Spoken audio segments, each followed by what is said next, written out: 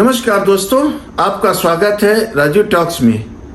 आज का विषय राधा कृष्णन एनडीए के उम्मीदवार और बी सुदर्शन रेड्डी इंडिया गठबंधन के उम्मीदवार, इन दोनों में क्या कंपैरिजन होता है। पहले बात कर लेते हैं राधा कृष्णन का।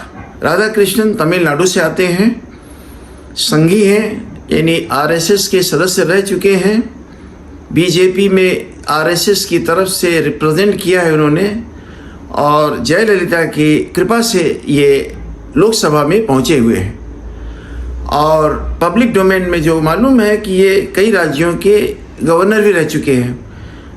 राज्यों के गवर्नर तो आपको अंदाज़ा है कि अमित शाह और मोदी उन्हीं को बनाते हैं जो उनकी लाइन को आगे बढ़ा सके और उनको समझ सकें, उनके हिसाब से काम कर सकें।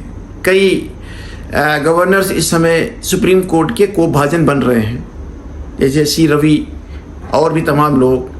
तो वैसे ही उसी कैटेगरी में राधा कृष्णन जी भी आते हैं। तो राधा कृष्णन का इसके अलावा कोई पब्लिक डोमेन में न शैक्षणिक योग्यता के हिसाब से, ना ये कोई साइंटिस्ट हैं, ना ये कोई बहुत बड़े किसी विशेष पद पे रहे हैं। तो इनका इतना ही दिखता है कि ये, वैसे अगर इनको देखो तो लगता है कि इसमें मोदी और शाह की शक्लें आती है, उसमें नज़र आती है कि ये उसी कैटेगरी का सोच रखते हैं और उसी तरह का ये संवाद करना जानते हैं, ऐसा लगता है देखने में। और लग तो किसी को भी कुछ सकता है। लेकिन दूसरी तरफ आप आए, इंडिया गठबंधन के जो उम्मीदवार हैं बी सुदर्शन रेड्डी, जरा उनकी तरफ देखिए। क्या उनकी शैक्षणिक योग्यता है, क्या उनका मार्गदर्शन रहा होगा समाज के लिए, क्या उन्होंने अपने कर्तव्य उन्होंने पालन किए।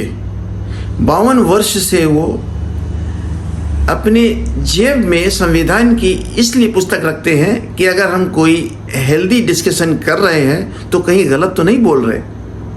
यानी वो इस तरह का सोच रखते हैं कि कहीं गलती ना हो जाए हमारे बोलने में। उनका बैकग्राउंड, वो आते हैं तेलंगाना से, यानी यूनाइटेड आंध्र प्रदेश के रहने वाले हैं। जो उनका जन्म स्थान है वो अब तेलंगाना में पड़ता है, और तेलंगाना से पढ़ लिख कर वो बाहर आए। एक सामान्य फैमिली से वो बिलोंग करते हैं। वहाँ से वकील बने, उन्होंने वकालत की, फिर उसके बाद में हाई कोर्ट के जज बने, फिर उसके बाद जस्टिस ऑफ हाई कोर्ट, और उसके बाद में उनका प्रमोशन हुआ सुप्रीम कोर्ट में। उनकी सेवाएं देखी गई और सुप्रीम कोर्ट में वो सामान्य जज रहते हुए वो रिटायर हो गए। तो उनके जो व्यक्तित्व हैं उसमें ये दिखता है कि उन्होंने कितने लोगों के जीवन में निर्णय किया होगा, वो कितने वो संवेदनशील होंगे, कितना उन्होंने ध्यान से विषय सुना होगा, कितने लोगों के मैटर्स को उन्होंने जीवन दान दिया होगा। किसी को किसी चीज़ की ज़रूरत थी जो मांगने आया होगा, और वो संवैधानिक पद पे उन्होंने कितने निर्वाह किए। उनके निर्वाह में कोई भी दाग नहीं है।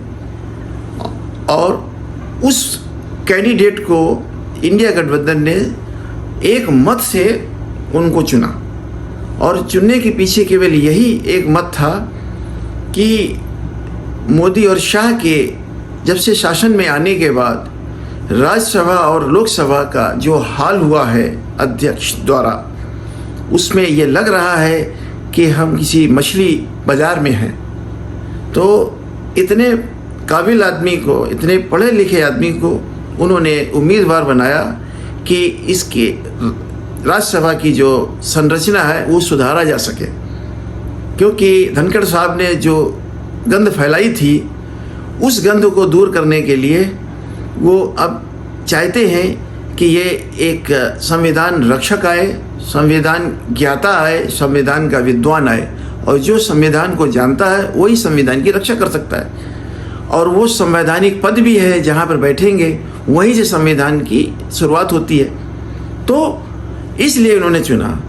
इनको देखिए तो लगते हैं कि एक संवेदनशील, एक योग्य, एक बुद्धिजीवी और एक बड़े कैडर के नेता दूसरी तरफ हम बता चुके हैं उसमें संघ और मोदी और शाह की शक्ल याद आती है। अगर आपको ये वीडियो अच्छा लगे तो आप इसको लाइक करें, सब्सक्राइब करें। धन्यवाद।